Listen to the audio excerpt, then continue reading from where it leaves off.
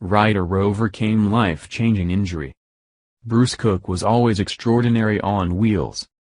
The motorcycle athlete from Kelowna was already an international star, as co-owner of Global FMX Motocross Entertainment Company and the first Canadian to ever make it to the Best Trick Finals at the X Games, when fate took a massive turn. Actually, it was an airborne turn he didn't quite complete, an attempt at a double front flip on his Kawasaki KX250F in front of a stadium of full fans at the Copps Coliseum in Hamilton, that changed his life. Almost everything went correctly in that stunt, just as he'd done in training, but a slight problem with the landing caused a crash that did damage to his spine. He was made a paraplegic by that incident. There was intensive surgery and staggering levels of rehabilitation that followed the crash, but in the end he simply integrated another wheelchair into his life. Now he gets around on his sporty four-wheel mobility chair by day and still blasts through the air on his Kawasaki by night. He is one of the amazing athletes in the spotlight tonight at Pagara Speedway for the Nitro Circus Extravaganza featuring ringmaster Travis Pastrana. Pastrana is to extreme sports what George St. Pierre is to mixed martial arts or Mario Andretti is to car racing. "We have a cast of about 30 athletes and 60 crew," he said. "They travel with a fleet of 10 trucks plus other vehicles in the convoy. We are athletes, but we are also showmen at the end of the day. So it isn't just something people say, the louder the crowd, the bigger the jumps. It really does give you a boost to hear the roar and feel that energy." Nitro Circus has been all over the world, in some of the biggest event venues ever. When you have as many as 12 dirt bikes flying through the air at the same time, reaching heights of 40 feet, there is no way to fit that inside a small city's hockey rink or civic center. But Prince George had an outdoor autosport facility perfect for their needs.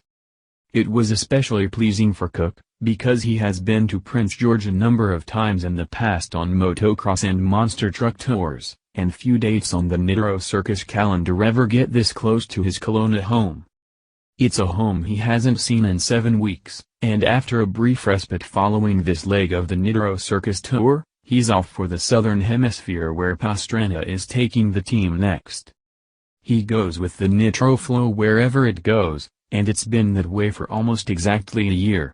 He rejoined the cast in October 2015. Nobody would have blamed him if he never wanted to attend the Adrenaline Circus again, never wanted to revisit the site of the crash, never wanted to touch a motorcycle. Instead, he and the Nitro Circus family wanted each other more than ever.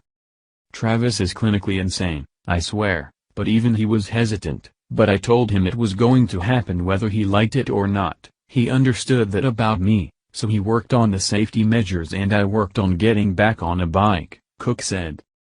In the hospital, it took me more than a month to get my own socks on. Everything was a slow process. When I left, they said I was the fastest in and out of the hospital they'd ever seen, with my kind of injury. I like to break records of all sorts, I guess. So that set the tone for getting back on the bike. A fabricator on the Nitro Circus staff, Billy Van Vugt, worked with Cook on experimental designs for the bike.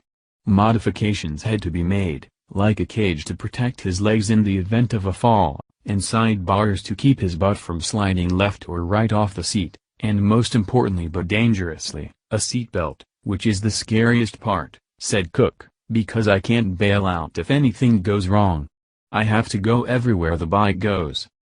There was also a foam pit built for training purposes, but that doesn't protect him from the 250-pound hunk of metal falling on top of him during backflip practice.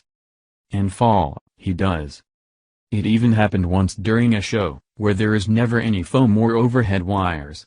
Nitro Circus athletes always fly without a net, even if they happen to be paraplegic. The one crash happened in Denver, and it was directly due to the thin air in the Mile High City. He is now forbidden by the boss to perform at altitudes higher than 4,500 feet. Thankfully for Prince George audiences, this city is only about 1,900 feet above sea level at Pagara. The crowd is expected to give a bit of an extra roar for Cook, being an interior BC boy in a cast of athletes from all over the world. It might feel a little bit like that first night he returned to the lineup after the injury. The comeback show was in Toronto and he got the sense about half the crowd was also in attendance at the Hamilton event where the fall occurred in January 2014. They wanted to be there to see the next chapter begin. "I didn't want my last show to be me going out on a stretcher," he said.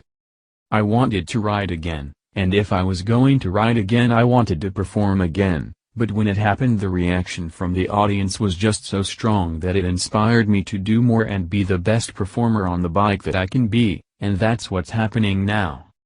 It's hard to call anyone disabled who can do the rare feats that Cook is capable of. "It's not a word I've ever used," he said. With Rick Hansen also from Central BC, with Prince George's Trent Seymour now in the national consciousness, it is becoming clear, led by British Columbians, that there must be other words applied to people who live with spinal injuries. They are simply enabled in other ways to lead fulfilling, exciting lives and perhaps, like Cook does, bring thousands of people at a time to their feet in wild, breathless applause. Cook will see Prince George tonight, upside down, at high speed, dozens of feet in the air, hurtling above the Pgara crowd. Tickets are still available, from the Nitro Circus website or at the gate. Showtime is 6 p.m.